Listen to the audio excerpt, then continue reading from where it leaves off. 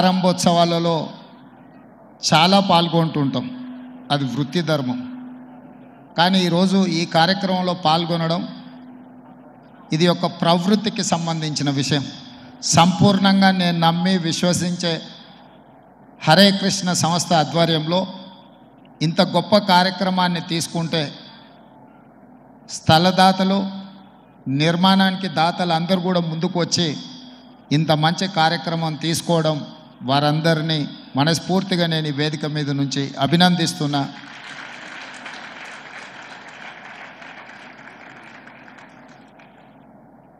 ఈ ప్రాంతం తెలంగాణ రాష్ట్రానికి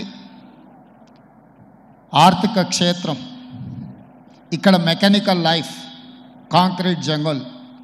ఈ మెకానికల్ లైఫ్, కాంక్రీట్ జంగల్లో ఒక మనశ్శాంతి వెతుక్కోవాలి, ఒక స్ఫూర్తిని పొందాలి. ఆ స్ఫూర్తి తమ భవిష్యత్తుకు ఉపయోగపడాలని ఆలోచన చేస్తే ఈ మందిరానికి వస్తే తప్పకుండా ఆ స్ఫూర్తి ప్రాంతంలో ఉండే లక్షలాది మందికి, రాష్ట్రంలో ఇతర రాష్ట్రాల నుంచి వచ్చే వాళ్లకు దక్కుతుంది అని చెప్పి నేను సంపూర్ణంగా విశ్వసిస్తున్నా. ఈరోజు ఈ కార్యక్రమం ఇది ఏ ఒక్క వ్యక్తి కోసమో, ఒక్క తరం కోసమో చేస్తున్న కార్యక్రమం కాదు. సమాజంలో ఉన్న చాలామందికి ఒక స్ఫూర్తినిచ్చే విధంగా 430 అడుగులలో ఈ దేశంలోనే అత్యధిక ఎత్తులో ఉండే అతి కొద్ది నిర్మాణాలలో ఈ మందిర కార్యక్రమం ఉండడం, అది తెలంగాణ రాష్ట్రంలో ఉండడం, ఇది తెలంగాణ రాష్ట్రానికే గర్వకారణం అని చెప్పి నేను ఈ సందర్భంగా తెలియజేయదలుచుకున్నాను. ఇంత గొప్ప కార్యక్రమం ప్రభుత్వం చేపట్టినా అంత సులువుగా అయ్యే పని కాదు. ఈరోజు ఈ కార్యక్రమం నేను ఆశిస్తున్న 36 నెలల నుంచి 42 నెలల్లో ఇది పూర్తయ్యి మళ్ళీ మనమే ప్రారంభించుకుంటాము అని నిర్వాహకులకు నా విజ్ఞప్తి. ప్రారంభోత్సవ కార్యక్రమానికి కూడా నేను తప్పకుండా వస్తాను అని చెప్పి నన్ను ఆహ్వానించాల్సిందిగా నిర్వాహకులందరికీ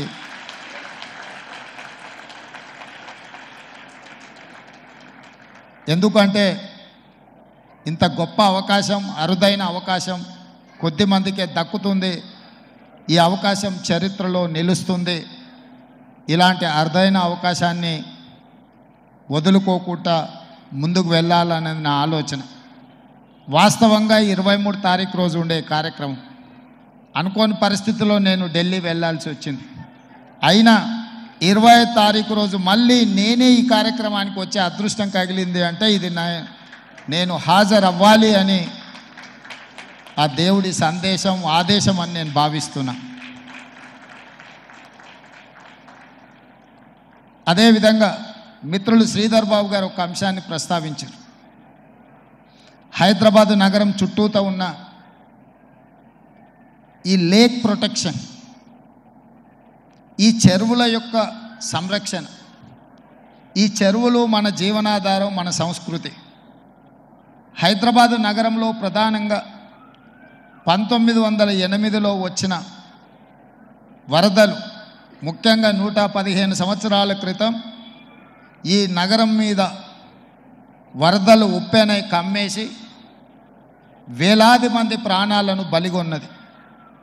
ఆనాటి పాలకుడు నిజాం సర్కార్ చెల్లించిపోయి వేలాది మంది ప్రాణాలు కోల్పోవడానికి కారణమైన ఈ వరదల్ని నియంత్రించాలి అని అంటే ఏమి చేయాలి అని ప్రపంచంలో ఉండే గొప్ప వ్యక్తులందరినీ సంప్రదించి మోక్షగుండం విశ్వేశ్వరయ్య గారిని, ప్రపంచానికే ఒక ఆర్కిటెక్ట్ అయిన మోక్షగుండం విశ్వేశ్వరయ్య గారిని నియమించడం జరిగింది.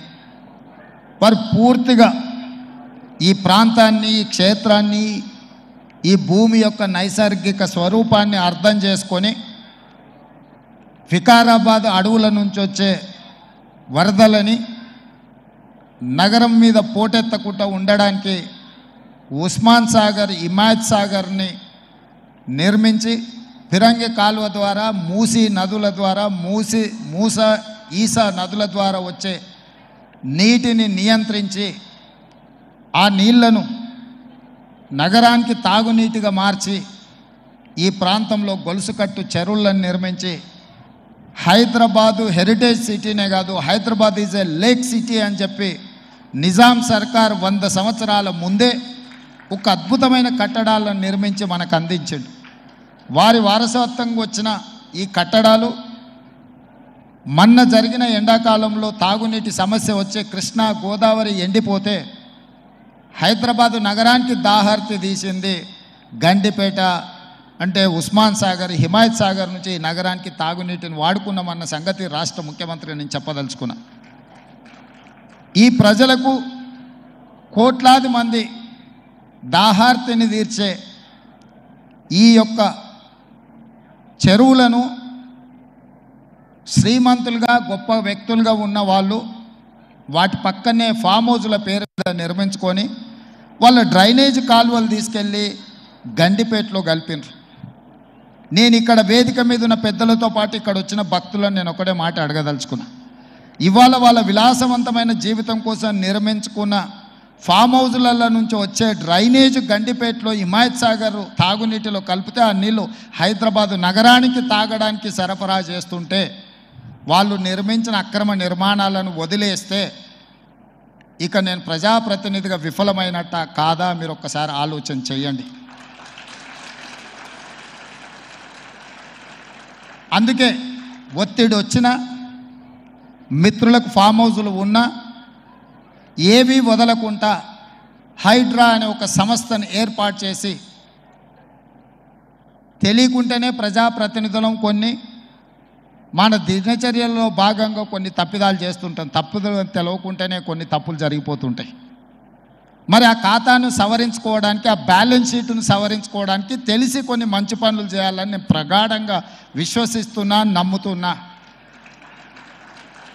ఆ తెలిసి చెయ్యాలనుకుంటున్న మంచి పనుల్లో భాగము ఈ చెరువులను చెరబట్టిన వాళ్ళ నుంచి విముక్తి కలిగించాలన్న ఏకైక లక్ష్యంతోనే ఈరోజు చెరువులను ఆక్రమించుకున్న వాళ్ళను ఎవరిని వదలకుండా ఉక్కు పాదంతో అణిచివేయాలన్న ఆలోచన, అందులో నిర్మాణాలను ఏ ఒత్తిడి వచ్చినా వెనక్కి తక్కకుండా తొలగించాలన్న ఆలోచనతోనే ఈరోజు ఈ చెరువులలో ఉన్న అక్రమ కట్టడాలను కూలగొడుతున్నాము.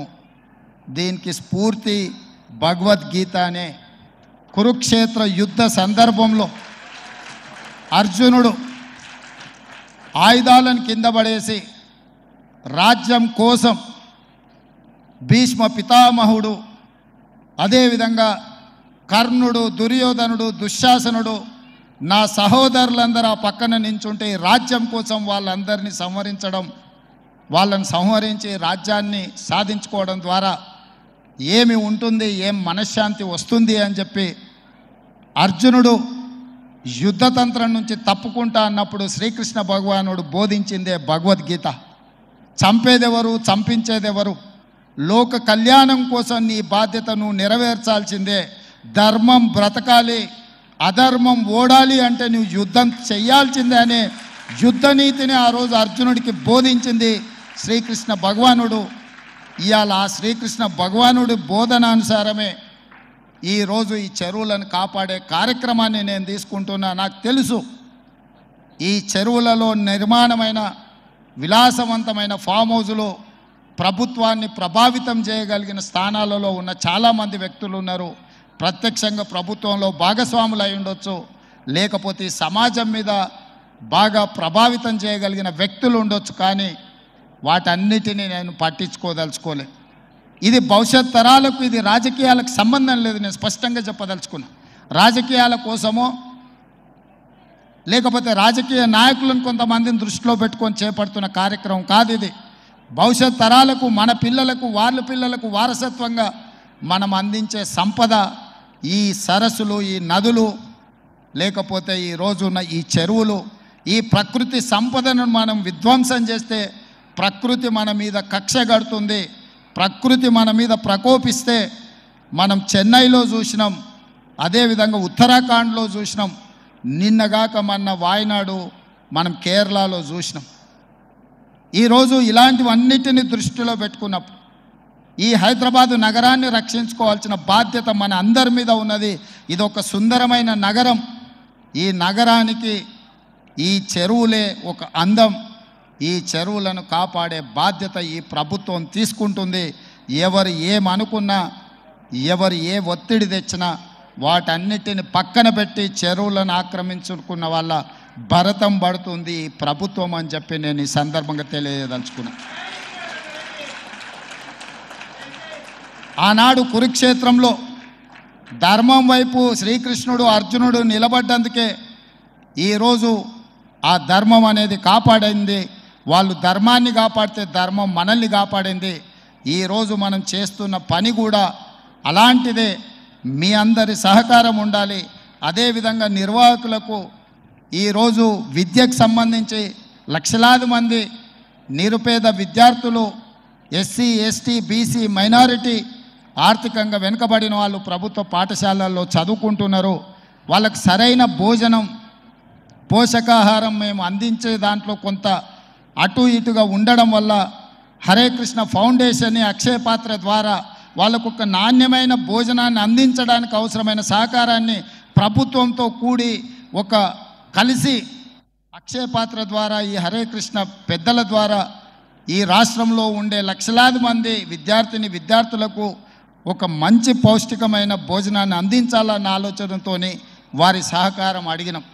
విద్య, వైద్యము మా ప్రభుత్వం యొక్క ప్రాధాన్యత. ఇవాళ గ్రామీణ ప్రాంతాల నుంచి వైద్యం కోసం హైదరాబాదులో ఉస్మానియా, గాంధీ, నిజాం, అదేవిధంగా క్యాన్సర్ హాస్పిటల్స్కి సుదూర ప్రాంతాల నుంచి పేదవాళ్ళు వస్తున్నారు. ఆపత్తిలో వచ్చిన తర్వాత ఆకలి ఎలా తీరాలనో వాళ్ళకి తెలీదు.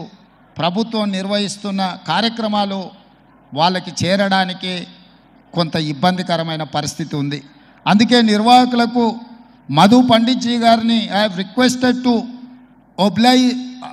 To accept this Osmania, Gandhi, NIMS and cancer hospital, wherever the needy people are there.